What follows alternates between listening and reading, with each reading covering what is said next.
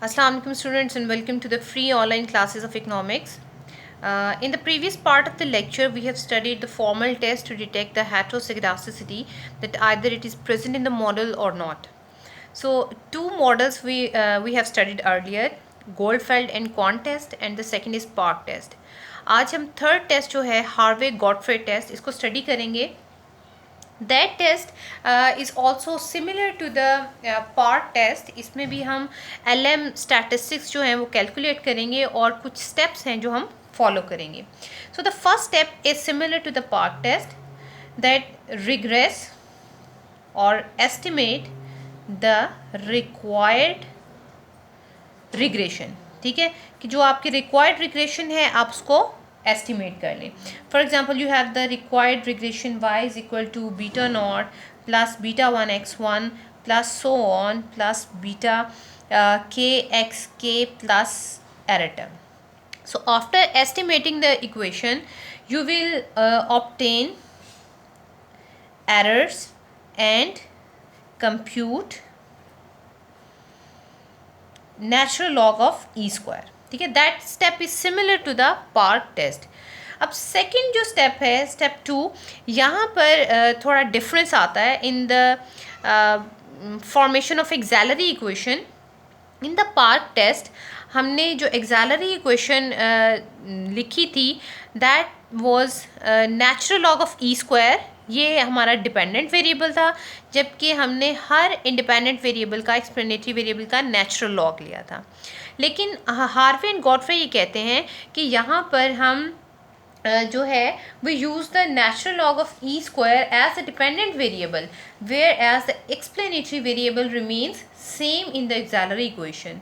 This happens if we believe that sigma square is the exponential function of explanatory variables. ठीक है, यानी अगर हम इस बात को बिलीव कर लें कि जो वेरिएंसेस हैं सिग्मा स्क्वायर जो है वो एक्सप्लेनेटरी वेरिएबल्स, यानी यहाँ पे जो आपका मॉडल है उसका एक्सपोनेंशियल फंक्शन है, तो इस कंडीशन में हम जो एक्सैलरी इक्वेशन बनाएंगे वो इस फॉर्म में होगी अल्फ़ा 1 x1. अब हम नेचुरल लॉग नहीं ले रहे, ठीक है, प्लस अल्फ़ा k एक्स के प्लस यू. ठीक है, जबकि हमने पार्क टेस्ट में क्या किया था, alpha 1 natural log of x1. ठीक है, तो यहाँ पर because we are believing that variances are the exponential function of this, ये अजम्पशन थी. ठीक है, हार्वे एंड गॉडफ्रे टेस्ट की कि उन्होंने कहा था कि we believe that variances are the exponential function of explanatory variables. तो हम यहाँ पर इंडिपेंडेंट वेरिएबल्स का लॉग नहीं लेंगे. ये डिफरेंस था पार्क टेस्ट में और हार्वे टेस्ट में. ठीक है, अब यहाँ पर ये स्टेप सेम है. स्टेप 3 हम सेम फॉलो करेंगे like park test. We compute the test statistics, that is LM statistics. ठीक है, LM स्टैटिस्टिक्स बराबर हैं आपके पास n इंटू आर स्क्वायर, और आप जानते हैं कि R square and n belongs to auxiliary equation. ठीक है, ये एक्सैलरी इक्वेशन से आएंगे, coefficient of determination and this. ठीक है, उसके बाद जब आपने n और r कैलकुलेट कर लिया, then we move to the stage 4, that is the critical region. If LM is greater than chi-square distribution, that is k-1 degree of freedom. तो what we do, we reject h naught, हम h naught को reject कर देंगे. इसका मतलब है कि there is the presence of heteroscedasticity in the model. यानी आपने देखा कि it is just like the part test, सिर्फ auxiliary equation जो है वो differently. So that is the test which could be used to detect the heteroscedasticity just like the previous test. So the next test is, fourth test is Glaser test. Glaser test. अब Glaser test जो है that is also quite similar to the Park test and the Godfrey test, क्योंकि इसमें भी हमने same taste statistics follow करनी है, but the difference lies in the stage 2 जहाँ पर हम ऑक्सिलरी इक्वेशंस को कंस्ट्रक्ट करते हैं। अब इसके अंदर ग्लेशियर टेस्ट में ग्लेशियर ये कहते हैं कि there is a certain pattern in the relationship, यानी हम कहते हैं कि errors are related with the axis. अब वो एक्स के साथ रिलेट कर रहा है, एक्स स्क्वायर के साथ रिलेट कर रहा है, 1/x के साथ रिलेट कर रहा है, यानी उसका रिलेशनशिप पॉजिटिव है, नेगेटिव है, इन्वर्टेड है, डायरेक्ट है, प्रोपोर्शनल है, क्या रिलेशनशिप है। इस चीज़ को टेस्ट करने के लिए हम ग्लेशियर टेस्ट को यूज़ करते हैं, जबकि प्रीवियस टेस्ट में ये क्वालिटी मौजूद नहीं थी। So we follow the test statistics. First of all same regress, required regression, जो आपके पास रिग्रेशन मॉडल है आप उसको रिग्रेस करेंगे। y is equal to beta naught plus beta 1 x1 plus e. अब इसमें ज़्यादा वेरिएबल्स भी हो सकते हैं, ठीक है, x2 x3 x4 भी हो सकते हैं, लेकिन हमने अपनी ईजनेस के लिए जो है वो सिर्फ एक वेरिएबल यहाँ पर लिया है। जब हमने रिग्रेशन मॉडल रन कर लिया, what we have to do, we have to obtain errors and compute E square. अब हम ये पे लॉग लेने की ज़रूरत नहीं है, ठीक है, अभी हम यहाँ ई स्क्वायर ही कैलकुलेट करेंगे।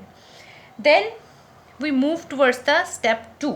अब यहाँ पे भी अजम्पशन आपकी सेम है, that variances are the exponential function of explanatory variable, ठीक है। अब in the presence of this assumption और पैटर्न को मद्देनज़र रखते हुए, जितना हम जिस तरह का रिलेशनशिप सस्पेक्ट कर रहे हैं कि there is positive relationship, linear relationship, quadratic relationship, inverse relationship, जितना हम रिलेशनशिप को सस्पेक्ट करेंगे उतने एक्सिलरी इक्वेशंस जो हम कंस्ट्रक्ट कर सकते हैं। अब यहाँ पर मैं 3 एक्सिलरी इक्वेशंस जो हैं वो कंस्ट्रक्ट करूँगी। E1 is equal to alpha naught plus alpha 1 x1 plus ui. Error term alpha naught plus alpha 1 under root of x1. That is alpha naught plus alpha 1 over x1 plus u1, ठीक है।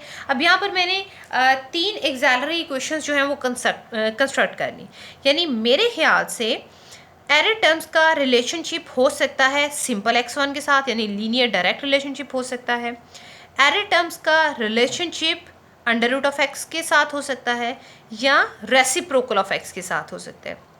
So based on 3 assumption जो मैंने खुद से assume की, खुद hypothesis develop किए कि ये पैटर्न हो सकता है, उसकी बुनियाद पर I have constructed the 3 axillary equations. अब हर एक्सिलरी इक्वेशन से एक आर स्क्वायर निकलेगा। जितनी एक्सिलरी इक्वेशंस होंगी उतनी आपके पास जो है वो आर स्क्वायर की वैल्यूज़ होंगी, और जितनी आपके पास आर स्क्वायर की वैल्यूज़ होंगी स्टेप 3 में, उतनी ही आपके पास एल एम की वैल्यूज़ होंगी, यानी L M is equal to n1 into R1 square, L M is equal to n2 R2 square. जितनी एक्सिलरी इक्वेशंस हैं उतनी आपके पास एल एम की वैल्यूज़ आ जाएंगी। दूसरा, यहाँ पर हमने मॉडुलस ऑफ एरर टर्म्स लिया है, यानी हमने यहाँ पे पॉजिटिव नेगेटिव साइन को इग्नोर करके सिर्फ एरर टर्म की वैल्यूज़ ली हैं। अब यहाँ पर इस LM की वैल्यूज़ की बेस पर, यानी LM1, LM2, LM3, LM4 जितनी हमने एक्सिलरी इक्वेशंस बनाई हुई हैं, उनकी बेस पर हम अपने रिजल्ट्स जो हैं वो फाइंड आउट करेंगे। रिज़ल्ट क्या है? LM इज़ ग्रेटर और लेस और equal to chi square k-1। अब जो काई की वैल्यू है वो सेम रहेगी, बिकॉज नंबर ऑफ वेरिएबल्स या डिग्री ऑफ फ्रीडम जो है ये सेम है। अब यहाँ पर रिजल्ट जो हैं, अगर रिजल्ट आपके पास आता है कि on the basis of this first axillary equation, आपने 3 एक्सिलरी इक्वेशन कंस्ट्रक्ट की, रिजल्ट आपके पास आए कि आपने फर्स्ट एक्सिलरी इक्वेशन के रिजल्ट की बेसिस पर you have rejected H not, आपने एच नॉट को रिजेक्ट कर दिया, जबकि जो बाकी एक्सेलरी इक्वेशंस थी उसके मुताबिक आपने एच नॉट को रिजेक्ट नहीं किया। तो इसका मतलब है कि यहाँ पर हेटेरोस्किडास्टिसिटी तो है, ये तो आपको रिजल्ट मिल गया, उसके साथ साथ आपने ये भी चेक कर लिया कि एरर्स का रिलेशनशिप जो है, जो हेटेरोस्किडास्टिसिटी को कॉज कर रहा है, जो वेरिएबल दैट इज़ x1। इसी तरह से अगर आप ये कहते हैं कि आपने फर्स्ट एक्सेलरी इक्वेशन से एच नॉट को रिजेक्ट नहीं किया, सेकंड एक्सेलरी इक्वेशन से भी रिजेक्ट नहीं किया, लेकिन थर्ड एक्सेलरी इक्वेशन से आपने उसको रिजेक्ट कर दिया, तो यहाँ पे भी इन तीनों के कंबाइंड रिजल्ट से हमें पता चला कि there is heteroscedasticity in the regression model and the pattern is reciprocal of x, यानी 1/x इज़ अ वेरिएबल। ये वो पैटर्न है जो हेटेरोस्किडास्टिसिटी मॉडल में कॉज कर रहा है। अब ये इसका एक बहुत बड़ा एडवांटेज था कि हम प्रेजेंस ऑफ हेटेरोस्किडास्टिसिटी के साथ साथ जो है उसका पैटर्न भी फाइंड कर सकते हैं, ठीक है। लेकिन इसके साथ साथ इसका एक ड्रॉबैक था कि अगर आपके पास एट अ टाइम किसी मॉडल में, जैसे हमने ये सेकंड एग्जांपल ली कि हमने equation number 3 third auxiliary equation को की बेसिस पर रिजेक्ट किया, अगर सेकंड एक्सेलरी इक्वेशन से भी आंसर रिजेक्ट आ जाता है, यानी 1/√x, तो इसका मतलब there is a complex pattern कि इधर से भी इस पैटर्न पे भी हेटेरोस्किडास्टिसिटी आ रही है, इस पैटर्न पे भी हेटेरोस्किडास्टिसिटी आ रही है। तो इस कंडीशन में हमें उसकी प्रेजेंस का तो पता चल जाता है, लेकिन हाँ उसका जो पैटर्न है ये कॉम्प्लेक्स हो जाता है, ठीक है।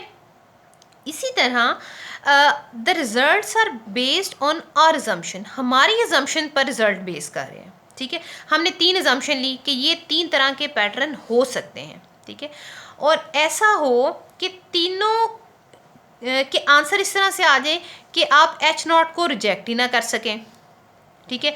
तो इसका मतलब है कि मॉडल के अंदर हेटेरोस्किडास्टिसिटी है ही नहीं, लेकिन जब आप उसको रिग्रेस करते हैं, आंसर निकलते हैं, तो वो हेटेरोस्किडास्टिक हैं।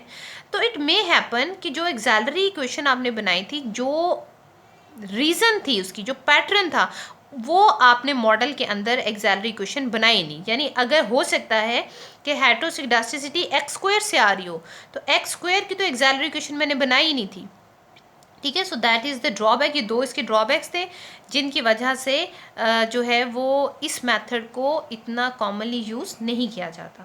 सो these are the method, 4 method, ठीक है। नेक्स्ट हम मूव करेंगे अपने जो मोस्ट पॉपुलर मेथड्स हैं to detect the heteroscedasticity. First one, there are 2 most popular method. The first one is Brosh-Pagan test. Different accent है इसको, आप इसको Brosh-Pagan भी कह सकते हैं, ठीक है। That is Brosh-Pagan test, ठीक है। Brosh-Pagan test जो है, यहाँ पर step 1 remains same, regress, required equation, required regression, ठीक है। आप अपनी रिक्वायर्ड रिग्रेशन जो है उसको एस्टिमेट करें। We have y is equal to β0 plus β1 x1 plus β2 x2 plus so on βk xk plus error term, ठीक है। ये हो गया। Then obtain e and e², ठीक है। आपने e और e² को कैलकुलेट कर लिया। Then run the auxiliary equation, ठीक है। अब यहाँ पर assumption आपके पास सेम रहेगी, ठीक है। that variances are the exponential function of explanatory variable, जो आपने प्रीवियस टेस्ट के अंदर स्टडी की थी। तो यहाँ पर हमारे पास एक्सेलरी इक्वेशन आ गई, e² is equal to α0 plus α1 x1 plus α2 x2 plus αk xk plus error term, ठीक है। ये हमारे पास सिंपल जो है वो एक्सेलरी इक्वेशन आ गई ब्रोश-पैगन में, ठीक है। अब यहाँ पर सिंपल आपने LM कैलकुलेट करना है, that is n into R square.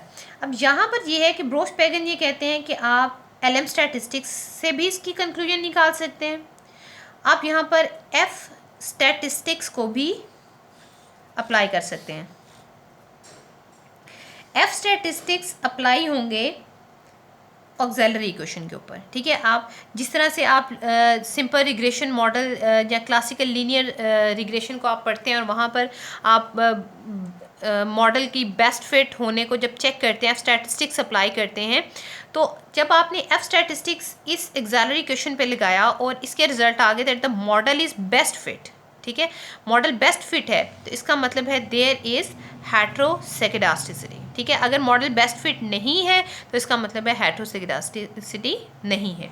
दूसरा सेम मेथड है कि आप LM जो है इसकी मदद से टेस्ट स्टैटिस्टिक्स यहाँ से आप ऑक्सिलरी इक्वेशन से आर स्क्वायर कैलकुलेट करें और इन दोनों को मल्टीप्लाई करें, और अगर आपके पास LM ग्रेटर आ जाता है काई स्क्वायर डिस्ट्रीब्यूशन से, तो इसका मतलब है आप के मॉडल के अंदर हेट्रोसेकिडास्टिसिटी जो है वो मौजूद है, ठीक है। अब यहाँ पर इन मॉडल्स के साथ, इन मेथड्स के साथ कुछ डीमेरिट्स जो हैं वो अटैच्ड हैं। इसके अलावा हमारे पास दो मेथड्स जो हैं वो मौजूद हैं। एक स्पीयरमैन रैंक कोरिलेशन है और दूसरा हमारे पास वाइट टेस्ट है। इंशाल्लाह नेक्स्ट लेक्चर में जो है उनको हम स्टडी करेंगे। I hope you understand well. Thank you so much.